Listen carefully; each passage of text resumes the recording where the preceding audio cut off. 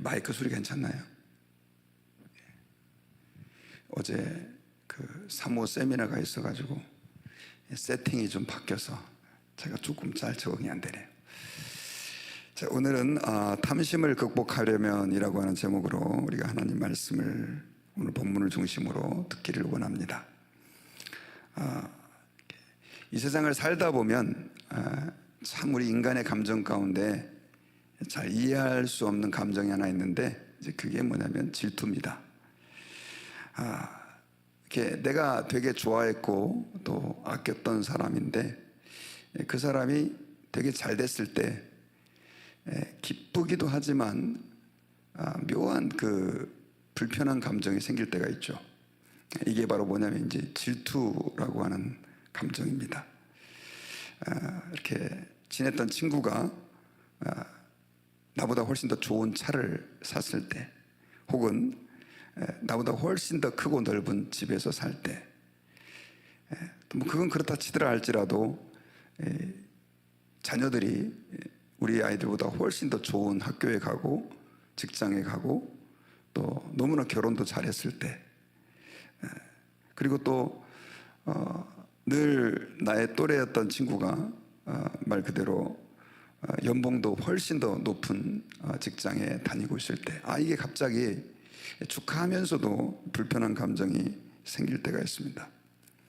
이것은 사실은 굉장히 세속적인 감정처럼 보이지만 단지 세상에서 말하는 돈 문제, 집이나 차 문제에만 얽혀 있지 않고요, 영적으로도 그런 경우가 있습니다. 제가 목회를 하면서 사실 제 안에도 그런 감정이 들어올 때가 있고 또 다른 목사님들하고 얘기해봐도 그런 감정이 생길 때가 있는데, 어떤 목사님이 교회가 부흥이 되고 잘 되면 우리는 너무 기뻐하고 감사해야 되는 데 있잖아요. 솔직히 말씀드리면 저 안에 저분은 좀 이렇게 별로인 것 같은데 왜 이렇게 교회가 잘 되나, 왜 이렇게 잘 나가시나 하면서 축하합니다 하면서도 마음 안에 무언가 불편한 감정이 생겨나는 경우도 있어요. 이것은 사실 타락한 우리 인간 안에 존재하는 본성이라 할 수 있을 만큼 많은 사람에게 지배적입니다. 그런데 우리는 그런 감정들을 잘 드러내지 않죠. 만약에 그런 감정을 드러냈다가는 정말로 유치한 사람이 되어버리고 쪼잔한 사람이 되어버리기 때문에 그렇습니다. 그런데 이게 오늘날만의 일은 아닌 것 같아요. 옛날부터 우리 한국 사람에게는 사촌이 땅을 사면 배가 아프다 이런 말이 있어요. 친한 사촌지간이면 얼마나 가깝습니까? 그런데도 불구하고 땅을 샀을 때 불편한 감정이 생긴다라고 하는 것입니다. 이 질투의 감정이다라고 하는 것은 성경에서도 굉장히 중요하게 다루고 있어요. 아담과 하와가 범죄한 이후에 첫 번째로 낳은 자식이 가인과 아벨인데, 이 가인과 아벨의 정말 안타까운 그 형제지간의 그 살육 사건, 가인이 아벨을 죽인 사건인데, 이 감정에, 이 사건의 그 배후에도 어떤 감정이 도사리고 있냐면 질투라고 하는 감정이 도사리고 있어요. 가인이 또 아벨이 하나님께 제사를 드렸는데 하나님이 아벨의 제사만 받고 가인의 제사를 받지 않는 거죠. 그러니까 결국 형 가인이 질투심에서 결국 동생을 쳐서 죽이게 되는 이런 불편한 일이 일어났습니다. 다윗과 사울의 그 이야기도 마찬가지예요. 다윗이 열심히 사울을 위해 충성을 했는데 사울은 천천히요 다윗은 만만이라고 하는, 정말 둘이 어떻게 말하면 장인과 사위 관계였잖아요. 그런데도 불구하고 그 사위를 칭찬하니까 이 사울이 엄청나게 질투심에 사로잡혀가지고 결국 다윗을 죽이려고 하는 그 감정에 사로잡혀서 다윗은 엄청 고생하고 사울은 결국 하나님께로 버림을 받는 그런 슬픈 일이 있었습니다. 질투다 그러면 말 그대로 쪼잔한 사람이 저렇게 저런 생각들을 품고 있어라고 우리는 비판하고 그 사람을 향하여 손가락질할 수 있을지 모르겠지만, 그러나 이것은 모든 인간에게 도사리고 있는 타락한 우리 인간 본성 가운데 하나다라고 하는 사실을 기억해야 합니다. 그런데 이 질투와 깊은 관계가 있는 감정이 하나 있는데 이게 바로 뭐냐면 탐심입니다. 사실 질투가 왜 생기느냐, 그 질투의 그 내면에, 그 근저에는 뭐가 깔려 있냐면 탐심이죠. 탐심. 탐심이다라고 하는 말은 그 자신의 욕망이나 욕구를 과도하게 추구하는 그런 하나의 마음입니다. 그래서 우리 인간에게는 다 누구나가 욕망이나 욕구가 있잖아요. 그런데 그 욕망이나 욕구를 더 많이 가지려고 하고 남들과 비교해서 더 높아지려고 하는 그런 감정인 것이죠. 소리 괜찮나요? 하우링이 생기죠. 깨지죠, 그리고 소리. 잠깐 여기 마이크 하나 좀 다른 걸로 좀 갖다 주실래요? 여기 앞에 있어요. 어제도 그래서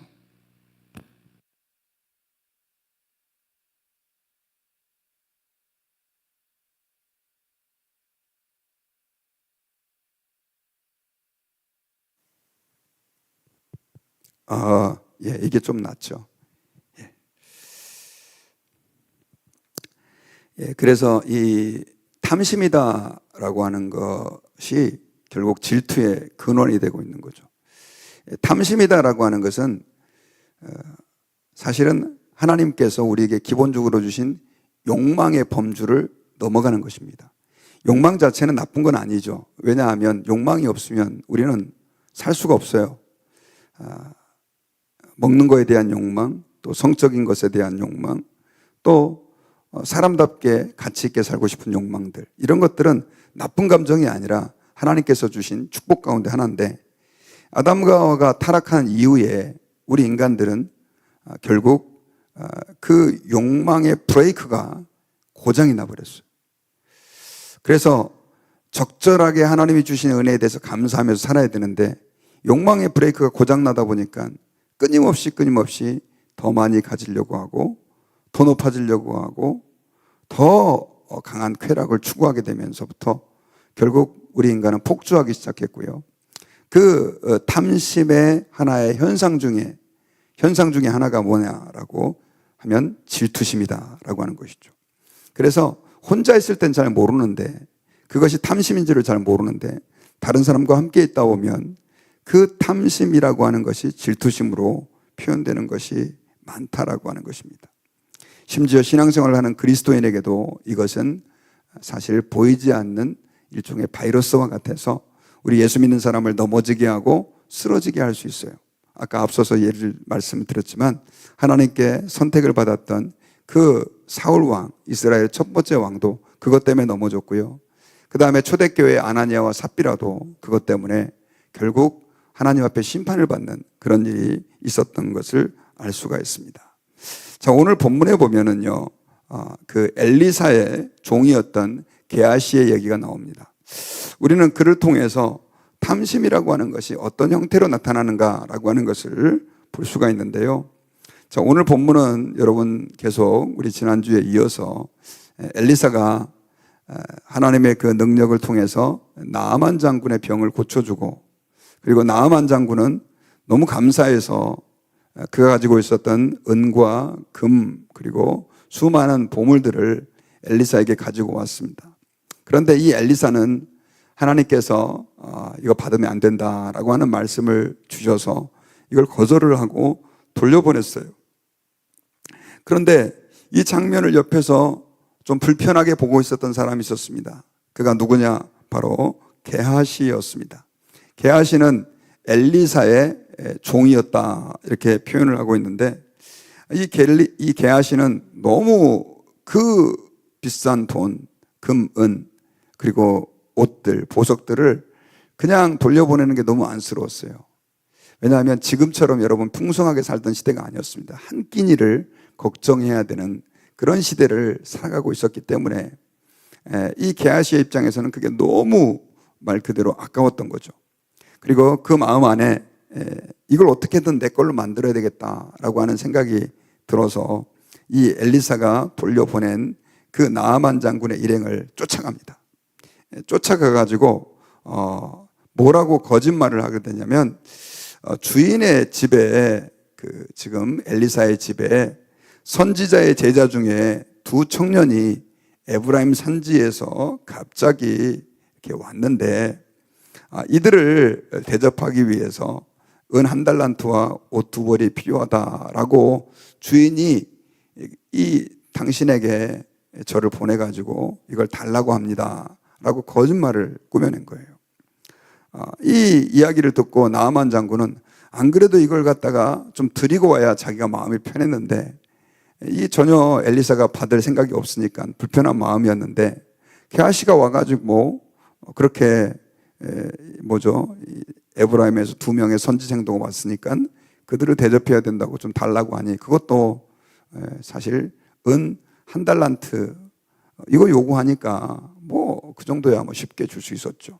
그래서 오히려 얹어가지고 은 2달란트와 또 그리고 옷을 이렇게 이 게하시 일행에게, 그것도 자기의 종들까지 직접 보내가지고 그 집까지 배달해 줄 수 있도록 그렇게 딜리버리를 하게 합니다. 자, 그렇게 해가지고 이 게하시가 집에 와가지고 엘리사에게 거짓말을 하고 사실은 속여서 이 재물을 취했기 때문에 몰래 집에다가 감추고 이제 사람을 돌려보냈어요. 그런데 이때 엘리사가 딱 나와가지고 게하시를 마주치게 된 거죠. 완전 범죄라고 생각했는데 하나님께서는 그 엘리사에게 이 게하시의 악행을 다 알게 하시고 그 다음에 보게 하신 거예요. 그래서 엘리사가 네가 어디 갔다 오느냐, 어디서 오느냐라고 얘기했더니 저 아무 데도 안 갔다 왔습니다 라고 둘러대니까 이 엘리사가 26절에서 이런 말을 해요. 한 사람이 수레에서 내려 너를 맞이할 때 내 마음이 함께 가지 아니하였느냐. 지금이 어찌 은을 받으며 옷을 받으며 감남원이나 포도원이나 양이나 소나 남종이나 여종을 받을 때냐 라고 말하면서 이 나아만에게 있었던 나병이 너에게 내 자손에게 들어서 영원토록 임할 것이다 라고 하는 저주를 선언하게 되고, 그리고 게하시가 결국 나병이 발해서 문둥병에 걸리게 되는 그런 내용이 오늘 본문 가운데 기록이 되어 있습니다. 참 어리석은 게하시라라고 말할 수 있죠. 자, 그런데 제가 오늘 말씀을 묵상하면서 그런 생각을 좀 해봤습니다. 자, 게하시가 사람이니까 다 물질에 대한 욕망, 그리고 아마 저와 여러분들이 그 자리에 있었어도 이걸 그 값어치 있는 은과 금을 거절하는 엘리사가 쉽게 잘 이해가 되지 않았을 거예요. 그런데 게하시는 거짓말까지 해가면서 그렇게 그 재물을 자기가 탈취하려고, 사실 많은 양도 아니죠. 그럼에도 불구하고 그런 행동을 하게 됐는데, 이것은 왜 이런 마음이 비롯됐는가? 물론 이제 이 게하시 자체가 우리 모든 사람처럼 물질에 대한 욕망을 가지고 있었지만, 사실은 그의 행적을 보면 게하시가 그럴 수도 있겠다는 생각도 들어요. 왜냐하면 여러분 그 수넴 여인 사건 제가 말씀드리면서 그 게하시가 엘리사에게 어떤 역할을 하고 있었다라고 하는 것을 추정해 볼 수 있는 내용이 있어요. 그 수넴 여인이 늘 자기 집 근처를 오가는 엘리사 일행에게 자기의 그 집 옥상을 옥탑방으로 만들어 가지고 그들이 거기에 기거할 수 있도록 해줍니다. 그래서 엘리사가 너무 고마워가지고 그 수넴 여인에게 뭔가를 좀 대접해 주고 싶은데 마땅히 하나님이 가르쳐 주지 않아요. 그래가지고 그 여인을 불러가지고 뭘 좀 해줄까요? 한번 말씀해 주세요 라고 얘기를 했더니 여인이 저희는 아무것도 바라지 않습니다 라고 거절을 하고 그냥 가요. 그때 게하시에게 이 엘리사가 이 여인에게 뭘 좀 해주면 좋겠느냐라고 상담을 했을 때, 그렇게 대화를 했을 때 게하시가 이 여인에게는 지금 자녀가 없습니다. 남편은 늙었습니다. 그러니까 자녀가 필요하지 않을까요? 그래가지고 결국 다시 그 여인을 불러가지고 1년 뒤에 네가 아이를 안게 될 것이라고 하는 예언을 하게 됩니다. 자, 우리가 이 장면을 보면 사실은 게하시가 단순하게 엘리사의 허드렛 임을 하는 그런 몸종이 아니라 상당히 엘리사에게 있어서는 중요한 종의 역할을 하면서도 일종의 조언자 혹은 동역자의 역할까지 하고 있는 것들을 우리가 볼 수 있겠습니다. 그런데 실제로 그 엘리사의 종이었던 이 게하시에게는 별로 그렇게 돌아오는 것들이 없었던 것 같아요. 그러다 보니까 결국 그는 좀 계속해서 거기에 대해서 불평불만을 좀 가지고 있었던 것 같고, 그러다 보니까 결국 이 나아만 장군이 재물을 가져왔을 때 이런 식으로 그냥 거짓말을 해가지고 그 재물을 탈취하는 그런 실수를 범함으로 하나님 앞에 심판을 받아 나병이 걸리게 되는 그런 슬픈 일이 있었던 것을 우리가 알 수 있습니다. 여러분, 사실 이 게하시라라고 하는 사람은 우리가 어떤 처지에 있었는지 그가 자세히 알 수 없지만 어쩌면 하나님의 복음을 위해서 엘리사의 종이 되기로, 또 하나님의 뜻을 위해서 엘리사를 수종드는 것으로 그렇게 자기의 생을 드린 한 사람의 성도의 모습이다라고 얘기를 해도 과언이 아닙니다. 왜냐하면 엘리사가 뭐 볼 게 있어서 그를 따라다니겠어요. 돈을 많이 주는 것도 아니었을 거고, 분명히 엘리사를 수종들고 따라다닌 것은 그래도 그와 함께 하시는 하나님, 또 하나님의 사람이라고 하는 것 때문에 아마 그렇게 했던 것 같아요. 그런데 결국 그를 뭐가 망가뜨려 버렸느냐? 잘못된 탐심이죠. 그리고 내가 그래도 이렇게 했는데 내게는 하나님께서 별로 보상해 주지 않는 것 같다라고 하는 마음이 그를 지배했을 때 결국 그는 이런 실수로 죄를 짓게 된 것을 알 수가 있습니다.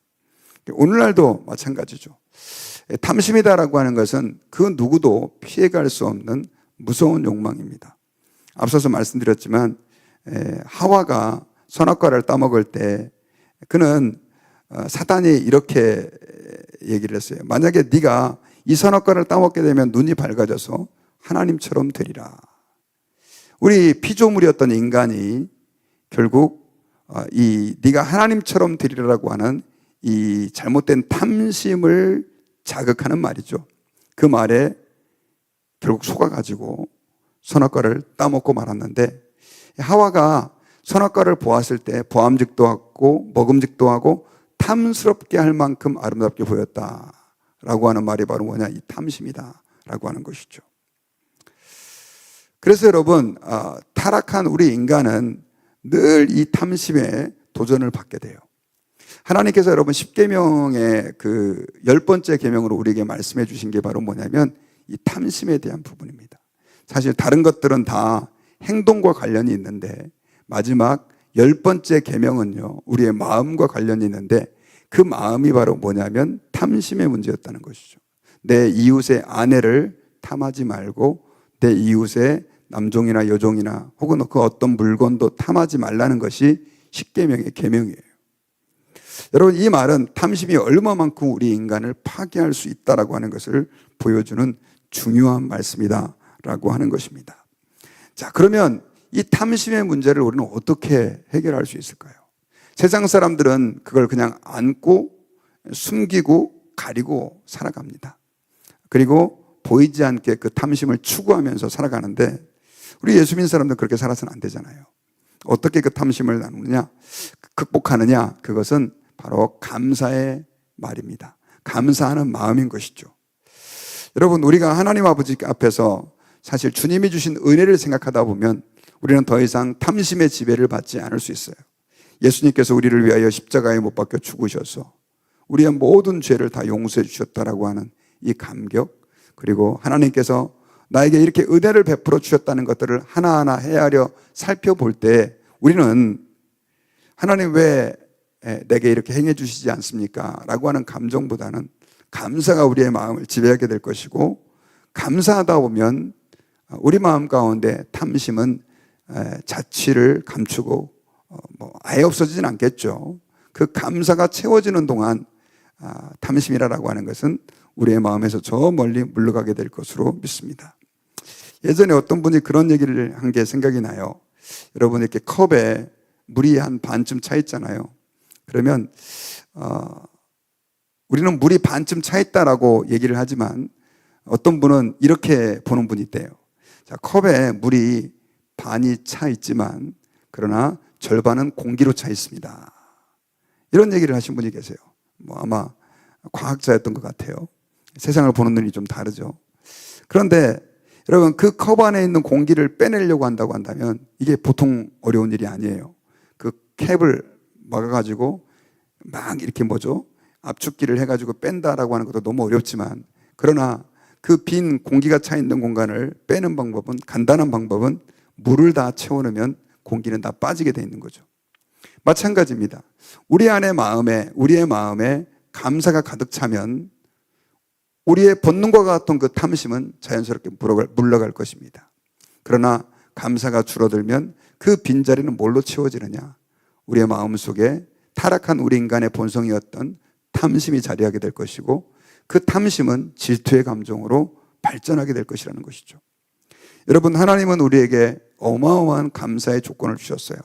바로 예수님을 우리를 위해서 십자가에서 죽게 해주신 것입니다.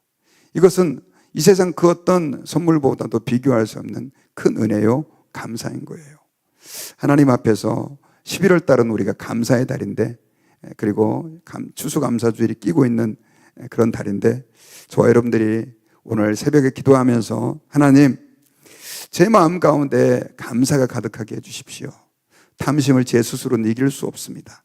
주님이 내게 얼마만큼 놀라운 은혜를 베풀어 주셨는지를 저희들이 헤아려 알게 도와주십시오. 이렇게 고백할 수 있는 은혜가 있으시기를 주의 이름으로 축원합니다. 좀 말씀을 마무리하겠습니다. 오늘 게하시의 그 이야기, 참 슬픈 이야기입니다.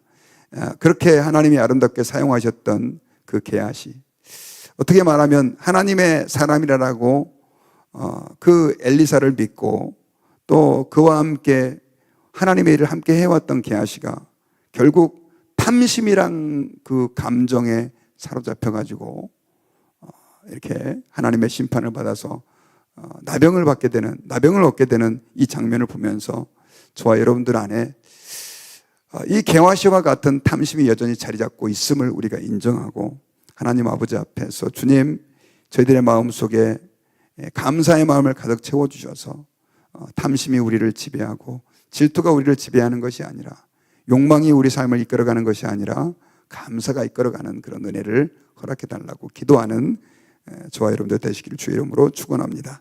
기도하겠습니다. 하나님 감사합니다. 오늘 말씀을 통해서